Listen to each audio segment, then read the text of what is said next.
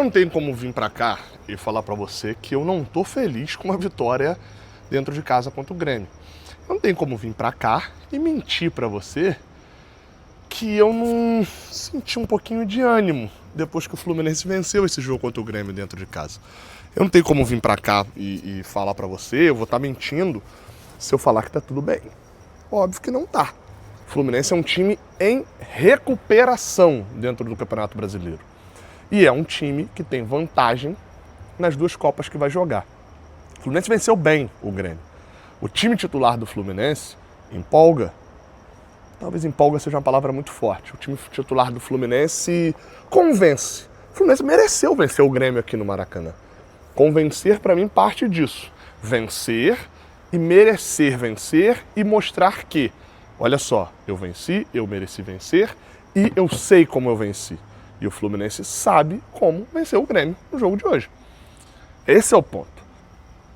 Vencer, merecer é o principal desse jogo contra o Grêmio. Como foi contra o Internacional. O Renato, inclusive, confirmou isso na coletiva. A gente vai ter, dessa vez a outra eu não consegui por causa eu quase perdi o voo lá em Porto Alegre, mas vai ter coletiva comentada nesse domingo. E eu tive a impressão, cara, durante o jogo que o Renato decidiu achar o time titular dele. Da agora pra frente vai ter o time titular e ele confirmou isso na coletiva. Até agora era tudo teste. Esses testes cobraram caro. 4 derrotas seguidas dentro de casa, foram 3 e uma lá em São Paulo. Isso fez com que a gente olhe para a tabela do Campeonato Brasileiro e mesmo tendo vencido o Grêmio, a gente está em 8º com possibilidade até de cair um pouquinho na tabela. A gente olha para o Flamengo e para o Cruzeiro como estando muito acima da gente. Óbvio que isso chamou a atenção do torcedor do Fluminense, é óbvio que isso projetou ao torcedor do Fluminense uma tristeza, dá para dizer assim, com o Campeonato Brasileiro. Não sei bem se é isso que o Renato quer. Acho que o Renato só escalou o time titular hoje contra o Grêmio porque vinha de 4 derrotas seguidas e precisava pontuar. Acho que o foco na Copa do Brasil está bem claro. E o Renato, no geral, ele sabe o que está fazendo. Dá pra gente falar isso. Se tem alguém nesse Brasil que entende de Copa do Brasil ou que tem o espírito copeiro, né, na essência, a gente está falando sim de Renato Gaúcho. Isso é um fato. É um treinador que tem isso como qualidade. Agora, pro jogo de hoje, a gente viu um time parecido com o que a gente viu na Copa do Brasil. Óbvio que do outro lado estava um Grêmio que joga de maneira diferente. O time do Mano Menezes montaram uma linha de 5 ali atrás em vários momentos, mas era mais uma linha organizada de marcação. Para um Grêmio que vinha de vitória, a gente conhece a filosofia do Mano Menezes, provavelmente viria para empatar aqui no Rio. Acho que tentou fazer isso, mas foi surpreendido por um Fluminense muito mais dominante no primeiro tempo, né? Um Fluminense que depois de 2 chegadinhas do Grêmio no início do jogo, tentou ter mais a bola. O Samuel Xavier, é bom ver o Samuel Xavier jogando, né? Eu sei que essa frase pode envelhecer mal, porque o Samuel Xavier não é um gênio da posição. Mas, no geral, é bom ver o Samuel Xavier jogando, é bom ver ele atuando pelo Fluminense.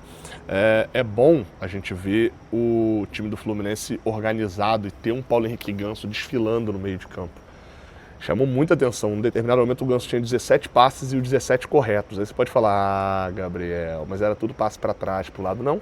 Forçando passe, bola para elevação para o Samuel, bola no facão para o Martinelli. O problema é que o jogo foi armado para o Fluminense ter um ponta esquerda driblador. E o Fluminense não teve. O Keno, todas que ele partiu para cima do adversário, ele perdia ou ele tocava para trás. Isso, obviamente, começa a se tornar um problema pro Fluminense. Afinal de contas, a gente está falando de uma equipe que dependia disso para poder criar, já que por dentro o Grêmio marcava muito bem. A marcação do Grêmio na frente da sua área, a gente sabe, o Mano Menezes faz isso muito bem. Essa marcação na frente da área. Então o Fluminense tinha que achar espaço para jogar contra o Grêmio do Mano Menezes. Como que foi achar espaço da primeira vez? Jogada pela direita, o Serna cruzou, Everaldo de cabeça, chance perigosa do Fluminense, a zaga conseguiu cortar. Outra jogada, de novo, cruzamento para a área, cabeçada do Everaldo para fora. Everaldo participando bem do jogo, fazendo outra boa partida. E foi recompensado com um gol numa bola de escanteio, numa desatenção do Grêmio. A gente faz tanto gol, toma tanto gol de desatenção, fica o crédito aqui de que hoje a desatenção foi deles. O cruzamento do Guga de cabeça de volta para a área pega um Everaldo extremamente atento e uma zaga do Grêmio que acreditou que estava impedido. E o desvio do Everaldo é de alguém que está com confiança. Há uma semana atrás esse desvio do Everaldo, a bola ia para fora. E ele acertou. Nosso 9 é o Everaldo. Precisamos contratar, tá? Precisamos contratar, mas reforço aquilo que já falei após o último jogo. O Everaldo serve para o banco. É isso que ele está comprovando dentro desses jogos agora recentemente. Serve, cumpre a sua função e fez um gol no Campeonato Brasileiro que deu 3 pontos pra gente. Óbvio que quando vem o segundo tempo e a gente olha um Serna já mais cansado, um Ganso já cansado e um Keno ainda inoperante, a gente começa a ver que o segundo tempo ficou arrastado. O Grêmio começava a gostar mais do jogo e o Fluminense... É engraçado até que o Lessa chega a comentar de morosidade. E eu não acredito que era morosidade, que era um time que tava nem aí. Eu acho que era um time cansado nas suas peças que poderiam esticar contra-ataque, estavam cansadas e o Fluminense conseguia não render. E nas suas peças da parte de trás, talvez sim, faltasse um pouquinho mais de tranquilidade. No primeiro tempo, por exemplo, a gente viu o Hércules perdendo bola, o Martinelli perdendo bola, que poderiam ter resultado em chances mais perigosas, mas o Grêmio do meio para frente é um time que não chama tanta atenção assim. Peça por peça, o Riquelme é muito novo, o Riquelme deles, né? O Alisson a mesma coisa, entrou o Jardiel, que é muito jovem também. Tem o Pavon, que eu não acho nada demais, e o Brett White, que era uma andorinha no verão ali sozinho, atuando pelo meio. É um Grêmio que quem tem que criar é Vila Sante e Dodi, vai ter dificuldade, já que os dois laterais também não eram os laterais titulares. Então a nossa defesa hoje foi um pouquinho favorecida nesse ponto. Novamente não era um centroavante alto, o que favoreceu a bola aérea, por exemplo, né? Assim como era o Borré no Internacional, foi nesse jogo também o Brett White. E a gente não deu muitas oportunidades de escanteio para o Grêmio, foram acho que 3 ou 4 só no segundo tempo.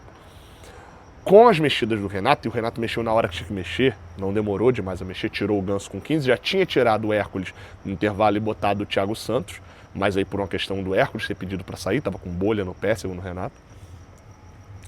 O time que estava um pouco mais preso defensivamente e na frente cansado, ganhou o Lima. E na primeira toque na bola do Lima, o Lima dá um bom lançamento que o Everaldo cortou o zagueiro e teve o passe perfeito para o Lima, o passe perfeito para o Serna. E não era a jogada ideal ele chutar para o gol, mas depois do Mundial, acho que foi a hora, os 3 gols já tinham feito isso, foi a hora que o Everaldo falou assim, gente, vamos esquecer o Mundial, a partir de agora o Mundial já foi. O chuta Everaldo acabou. Ele cortou para a direita e bateu para fora, mas chutou para o gol. Teve outra chance do Everaldo também botar muita coisa para fora da conversa, que foi a hora que o Renato percebe que o Keno não ia a lugar nenhum, e o Keno hoje é interessante, a gente vai ter que falar, vou gravar um outro vídeo depois. É interessante que o Keno, ele só tinha o Renato só tinha um ponta driblador, aí ele contrata o Soteldo para ter 2 e no momento ele não tem nenhum. A situação do Keno é desesperadora, assim, de... Para alguém que está tanto tempo sem começar uma partida de titular, eu esperava um pouquinho mais do Keno no segundo tempo e esperava bola, né? Futebol do Keno no primeiro tempo, mas que pelo menos um pouquinho mais de desespero ali no segundo seria útil.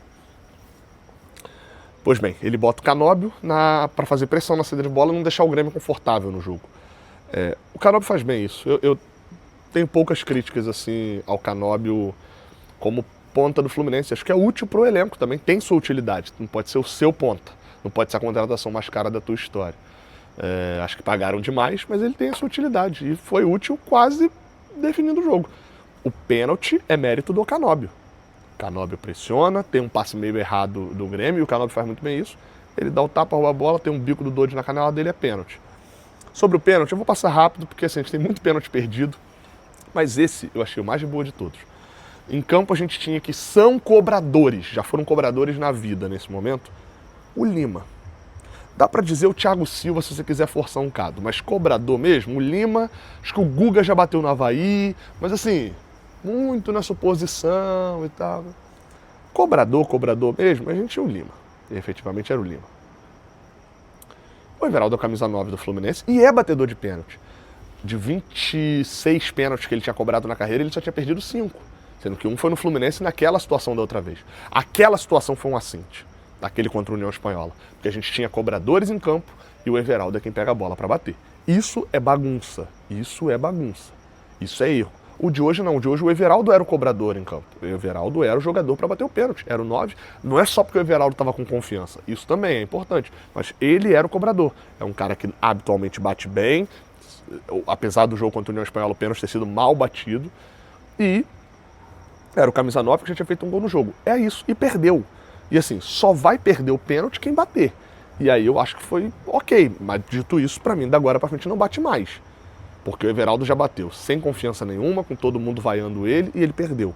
E aí ele teve uma outra chance, que foi ele batendo, com todo mundo apoiando, gostando, e eu acho que até ele bateu melhor do que a outra vez, porque dessa vez ele pelo menos botou num lugar onde o goleiro não chegaria, mas botou demais, a bola bateu na trave e foi pra fora. Então, pra mim, o Everaldo tá fora da lista de cobradores.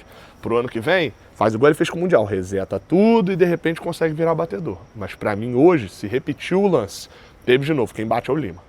O Lima é batedor de pênalti também. Já bateu no Ceará, já bateu no próprio Fluminense, bateu bem contra o Grêmio no ano passado, inclusive. Então fica só essa nota em relação ao Everaldo. O Fio falou muito bem no pós-jogo. Esse pós-jogo,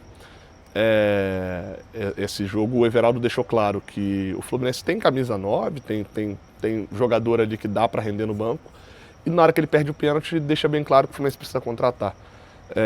Quando o Fluminense jogou com o seu time titular, o Fluminense ganhou do Inter e ganhou do Grêmio. Quando o Fluminense tentou utilizar do seu elenco para ganhar jogos, o Fluminense perdeu. Dentro de um Brasileirão onde, se a gente for para a final de Copa do Brasil Sul-Americana, a gente não joga mais nenhuma vez, até dezembro, 2 vezes na semana pelo Brasileirão, exato, se a gente for para a final de Sul-Americana e final de Copa do Brasil, a gente joga todas as quartas-feiras, nos meios de semana, ou final de semana, a gente joga a Copa agora. Não tem mais jogo do Brasileirão seguido do outro. A gente vai precisar contratar para ter elenco, porque a gente vai precisar ter elenco em vários momentos do Brasileirão. Agora, se a intenção é sobre time, volta aquilo que eu falei. Talvez a gente não precise contratar para time, porque time fica refém de quem está num bom momento. O Nonato teve o seu bom momento no Mundial e tivemos um ótimo meio de campista lá. Agora o Ganso parece estar engrenando no seu momento, o Everaldo vai ser o seu momento. Time, beleza. Para elenco fica complicado, porque a gente vai ter que ver Keno em campo, a gente vai ter que ver o Soteldo, que a gente viu até agora em campo. E vou até dizer mais, vai ter que ver Riquelme em campo. Eu sou totalmente contra o Riquelme jogar por questões de contrato. Vou gravar um vídeo, inclusive, provavelmente para segunda-feira, para falar mais sobre, detalhar essa questão do Riquelme Felipe, né? A minha opinião e toda a situação que está acontecendo. Além do mais, o Riquelme entrar para fazer graça para vídeo dele, porque o Riquelme entrou para poder ter videozinho para postar lá no YouTube Riquelme Goals and Skills, né? Ele entrou para isso, para fazer graça, para engrandecer o repertório de jogadas dele, para não ter só jogada na base. Tomou esporro do Renato em campo e no vestiário, e é justo, é isso. Tem que tomar mesmo. Tá querendo sair? Enfim, teve a oportunidade de entrar em campo, eu chutaria que não entra em campo tão facinho até renovar o contrato, não. Dito isso, vitória, 1-0. Vamos ver os resultados desse domingo para ver se a gente pelo menos consegue ficar na parte mais alta da tabela. Tamo juntos, até a próxima. Se inscreve, deixa o like, valeu.